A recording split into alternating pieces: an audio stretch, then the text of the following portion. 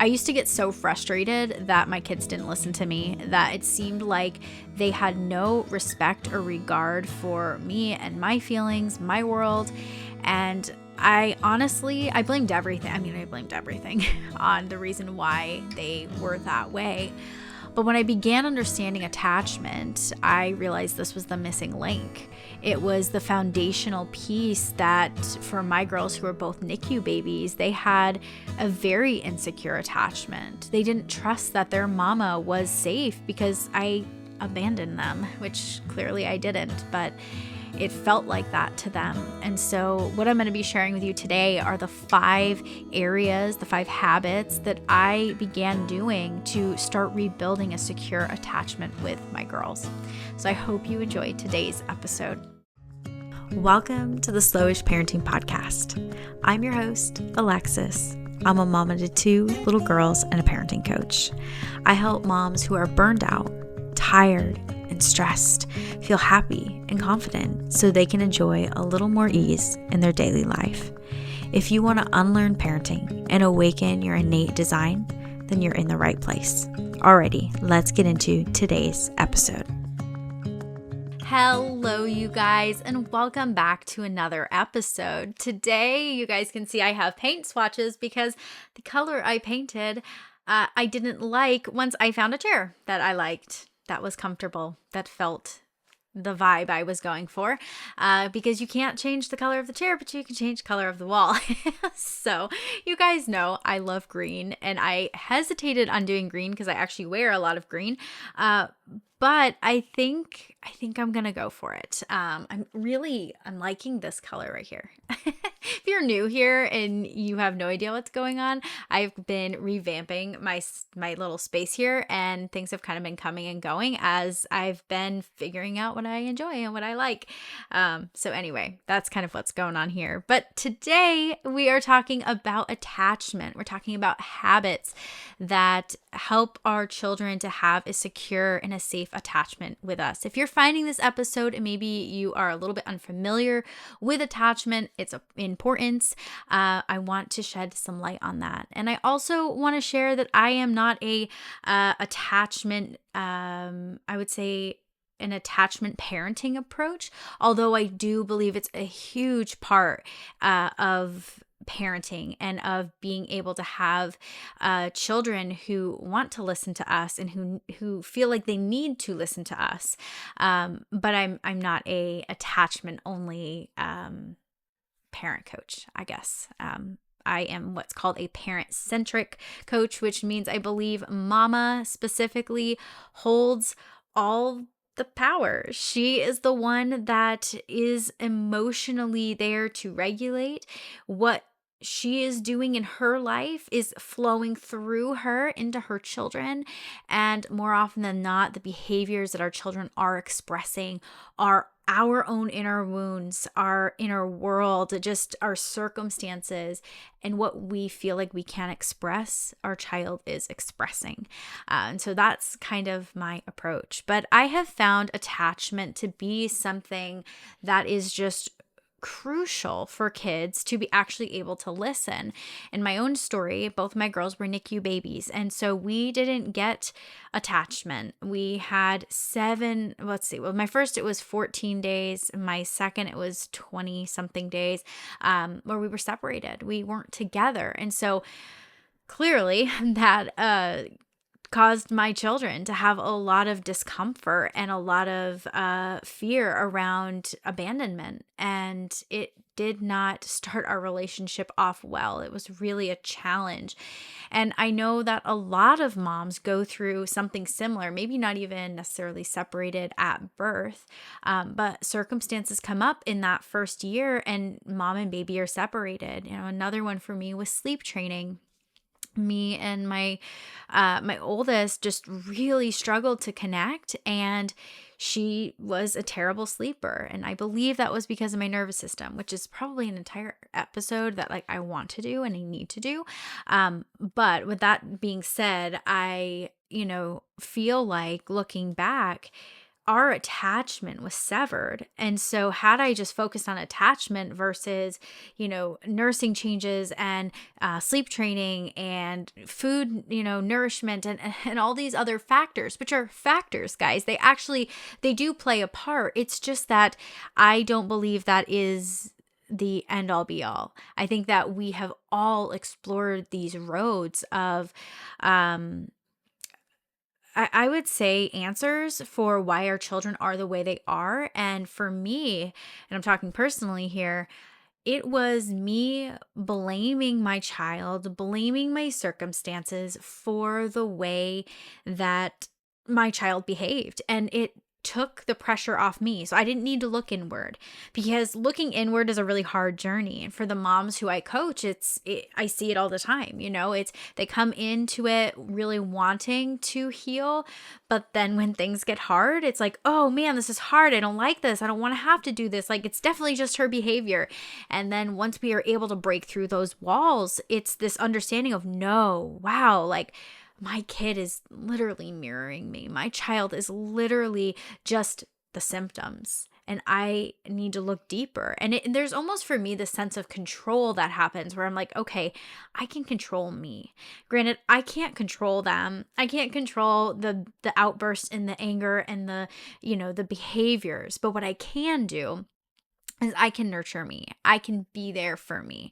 And that's one of the most important parts of my journey, was actually understanding what I was needing and being able to gain more capacity, have a bigger window of tolerance, so to speak, so that I could be there for my kids.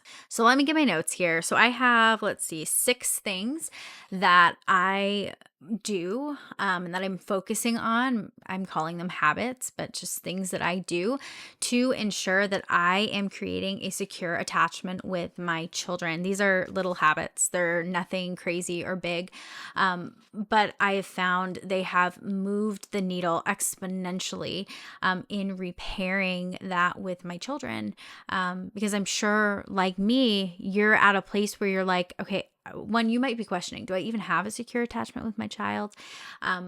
But then I think also wondering, like, how do I do this when I have 5 kids? Like, and these are all things that you can do no matter how many kids you have. And this is how that secure attachment is formed. Okay, so the first thing is going to be just being close to a child.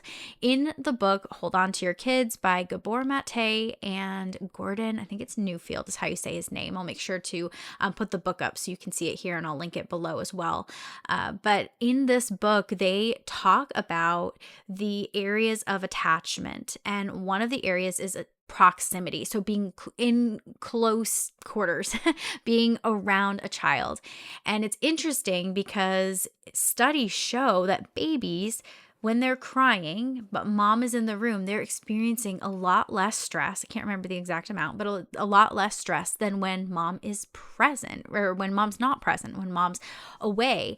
And so I can only imagine I'm going to say stress that a child feels when mom isn't present, when mom isn't there, even though they're crying. And so for me, there was this switch of just knowing that, like, my child's having a tantrum, but if I'm just here, that is lowering their stress, lowering their anxieties, their worries. I don't even have to do anything. I'm just here. And that was a huge aha moment for me. But this doesn't always have to be in a parenting situation where we're being close in proximity. We need to be doing this throughout our day. And so one of the things that I shifted when my youngest was about 1.5 years, I started reading my Bible or reading a book, journaling on the floor with my kids while they played in their room.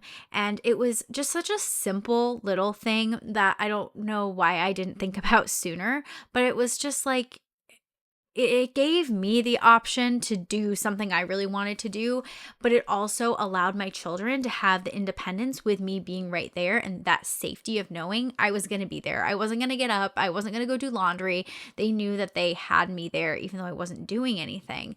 And now in real time, my kids are 5 and 3, and I find myself sitting out by their sandbox, reading a book. I find myself, on movie day. For a lot of times I would do my work and I would do it in my office, which sometimes I do still, but I find myself actually wanting to be near them. So I put in my AirPods and I just sit in my recliner and, get some emails done. But it's so interesting to me that how just proximity, being near my child, it changes their emotional state. And I even found my kids were sleeping through the night the more I did this and the more I focused on this. And it's just including them in the everyday things. And, another one that I started implementing about the time my youngest was, I would say, a little over a year, is just like when I'm in the kitchen, everybody's welcome in the kitchen. You can play with whatever you want in my bottom cabinets because there's nothing in there that can break or that's, harmful for children to be playing with. No knives or anything crazy. No. But it was just so eye-opening for me to be able to say, yeah, I'm going to go in the kitchen. You come too. And here's some things you can do. Here's some things you can play with. I know that there are some moms who actually have like a drawer specified for little kids to play with. They can have access to it at all times. But a lot of times our kids just want to be with us and just do things with us. In the book Hunt, Gather, Parent, which I actually have that one right here. This one here. This book, I think I can't remember what chapter it was in. That's okay. You guys can just go read it. But they were talking about how when this culture I can't remember the food they were making. I want to say it was tortillas, but when they were making something, mom always gave the child like a wad of dough and just said, here, play, almost think like Play-Doh. And so I just started doing that. And in my head, either making more of the food than I really needed, or just knowing that I was going to have less than what I was planning on making. And the kids just kind of get to play around and do that. And they were like, yeah, it's going to be more mess, but it's worth it because it is not only helping my child to grow and to learn and to be involved and see what I'm doing, but also feel like they're included. But it gives that ability for them to feel safe, for them to feel this sameness or this inclusion, this sense of belonging, which are all important factors of having a safe and secure attachment with our caregiver. So if you can gain anything from this first point, is just being in proximity. And babies need that physical touch, that physical proximity so much more than older children. And it's totally 100% normal for your baby to want to contact nap on you. It's totally 100% normal for your baby to want to be with you at night and to be waking up in the night searching for you. Although, trust me, I know it's draining and exhausting and it doesn't always feel good as a mom, especially when we're, I think, just so disconnected from what is real. But for me, understanding that this biologically was normal for children, and in other cultures, this is so normal. It's actually very odd that here, where I'm from in the US, we don't care about that. And so I think we need to just get back to remembering that, in reality, these are needs of children. Children need that physical touch. They need to be close to us. And we can do this literally just by shifting our brain and saying, I'm going to be in proximity of my child. And this doesn't mean at all times, but it does really encourage them to be more independent, which was shocking to me. Okay, number 2, something I've talked about a lot here, which is just making eye contact with your child. And I like to do it for about 10 seconds. It's kind of hard to hold sometimes their eye contact for that long. I believe it's called like eye gazing. I can't even remember what it's called at this point, but something like that. And so with eye gazing, or I would just say just honestly making good eye contact with your child, doing this in transitions, meaning like when you're getting your child into the car, can you scoop them up and look at them in the eyes and say, oh, I love you so much, and put them in their car seat, sing a silly song. Can we, through transition, use these moments as moments to connect? Eye contact is known to produce oxytocin, which we all know is the love hormone. It gives our nervous system this feeling of safety so we can start to regulate. I believe the number is like at 10 seconds, the nervous system starts to regulate. But I don't know if you're noticing here, we don't need to be staring in our child's eyes for hours on end, although babies love that and it's super comforting for them. I think that we need to just focus on these little moments throughout our day of making eye contact. Maybe they ask for juice. Can we pop them on the counter, look them in the eye, and say, You want lemonade? I love lemonade. I can't wait to get you lemonade. Whatever your thing is with your child, being authentically you, but having this exchange and just being there with your child, eye contact, it helps to build that safety, that connection, and that safe and secure attachment, which is what we're going for. Okay, number 3. So let's allow and nurture for our child's uniqueness. We want them to feel known. And so I think that, at least in my friend circle, a lot of us were trying to get our kids to do the same things that we were into because, well, they're our child. Of course, they're going to be interested in that, but maybe they're not. And so really noticing what our child's interests are and asking them questions about it, getting really curious about it, not shying away from it, even if it's something that maybe we don't feel comfortable with. Maybe it's something that we aren't very familiar with and it doesn't seem interesting to us, but allowing our child to feel like what they like and what they're interested in is really cool. And that's awesome for them. I think there's also a level of uh, maybe, I don't want to say being honest, but being transparent. Like, I'm going to give you an example. So, my girls love to color.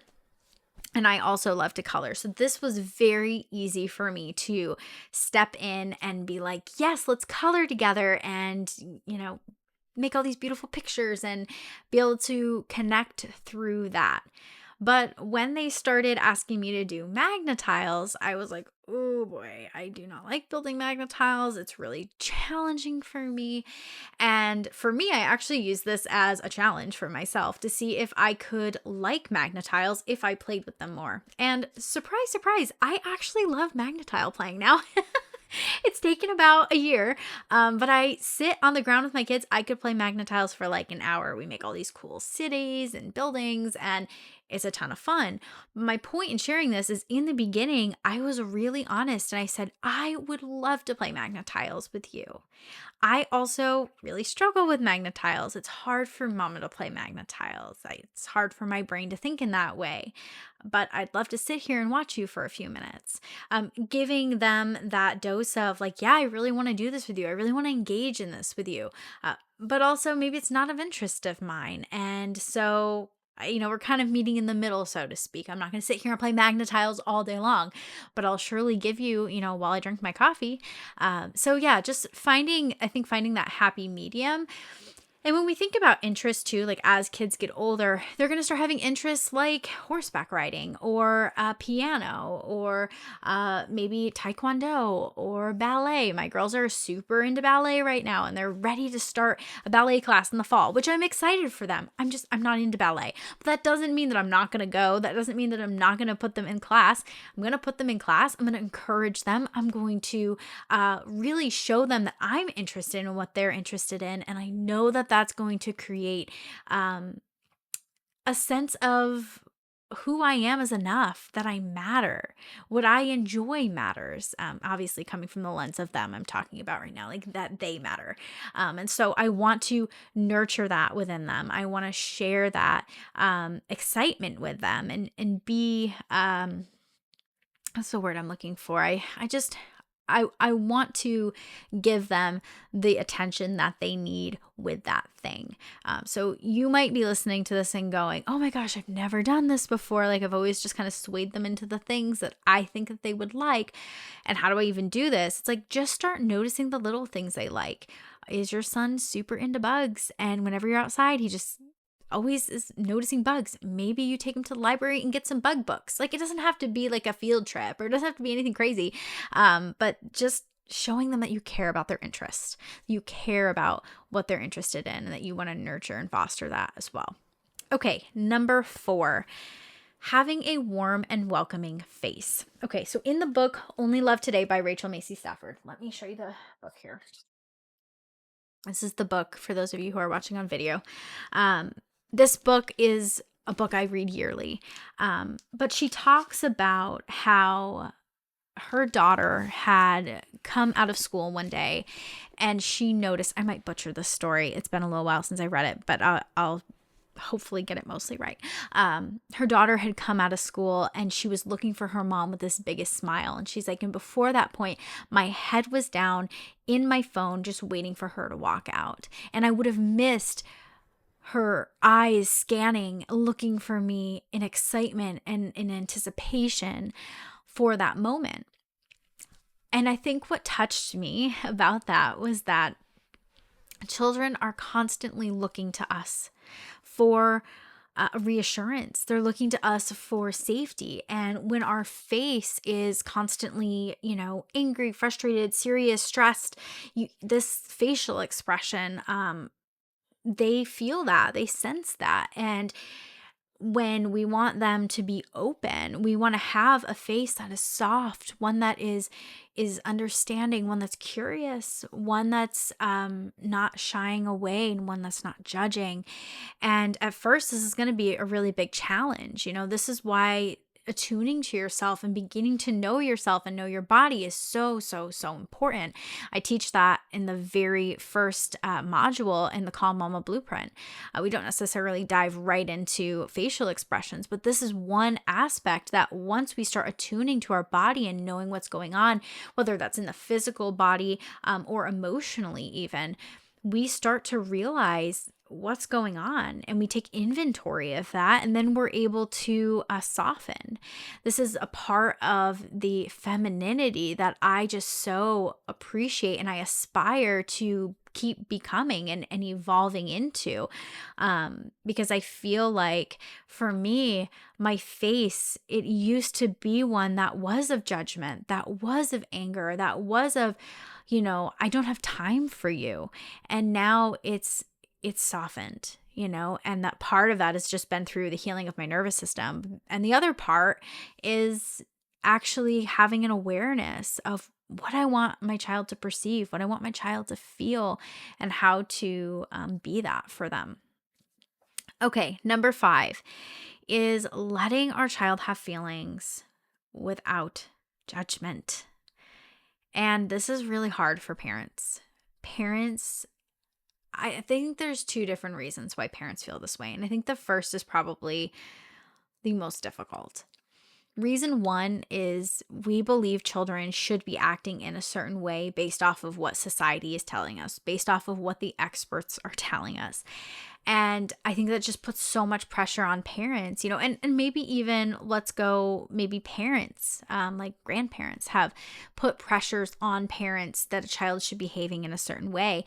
And it's just not true. Like it's totally biologically normal for a 3-year-old to throw a tantrum.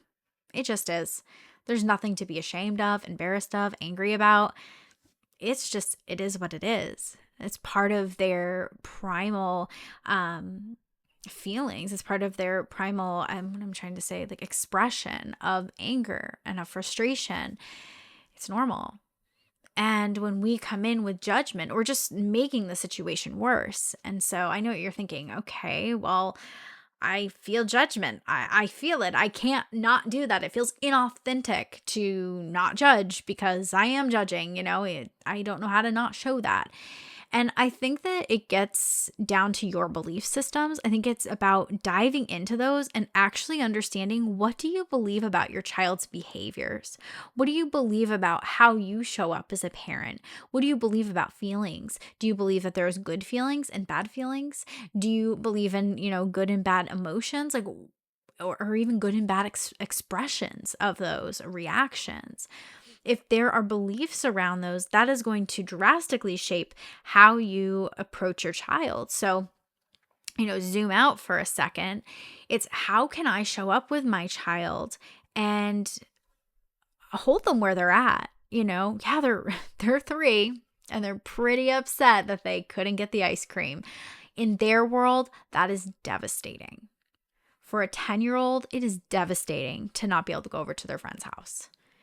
It's, I think, understanding and coming from their lens, their point of view, and saying, yeah, for them right now, this is a really big deal. This doesn't mean, though, that I'm saying that what they're doing is okay. I'm never condoning. I'm never, I don't really love the word validating. I'm validating their feelings. It's more like I'm acknowledging their feelings. I'm acknowledging you are really angry and you're really upset. I don't know exactly why you're angry and upset that you couldn't get ice cream. I'm not really sure I understand, right? Because maybe you just had ice cream and I said no to a second. I'm not sure what the circumstances here. But I think seeing things through their lens actually changes how we approach things, how we feel about them. And then we're able to give our child more compassion. And so we need to know ourselves and we need to know how to control our own anger. And I think that's like another part of this that I should mention. I think parents are so uncomfortable around a child's emotional state because they don't know how to regulate it. They have no emotional regulation skills or very little. And so how do I do that for my child? How do I be there? How do I just, what do I do? And again, this is what I teach in the Calm Mama Blueprint, because I think that moms are lost. We were not taught how to be an emotionally regulated parent, a mom. And so we need to learn that skill. And part of that is feeling really confident in yourself and in your parenting. And it causes also for a lot less judgment towards our children when they're having these really big emotional moments. We're able to hold them, be with them, be close in proximity, have a warm and loving face, a warm energy, body expression. Fear is more often than not what holds us back from actually being able to show up in the way we want to with our kids. Okay, last thing, let me take a drink of water here. So I'm going to pause this video because I have a very special announcement.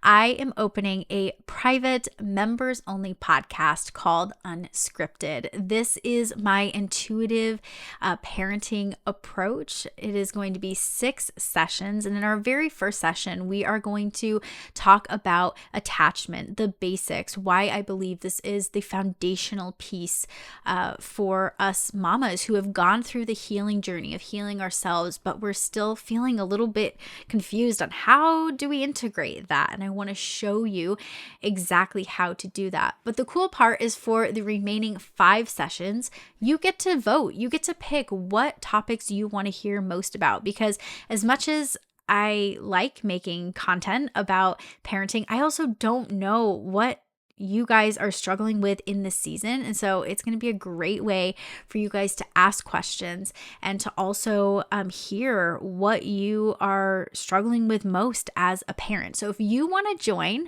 you can just comment unscripted below and I will send you the private link. I'm so excited to open this. This has been something I've been thinking about for a very long time and just figuring out how to actually do it. So can't wait to see you in there. Let's get back to the podcast. The last thing is to get low, soften your body, and have an authentic tone. So I'm going to unpack this because it's kind of a 3-in-1.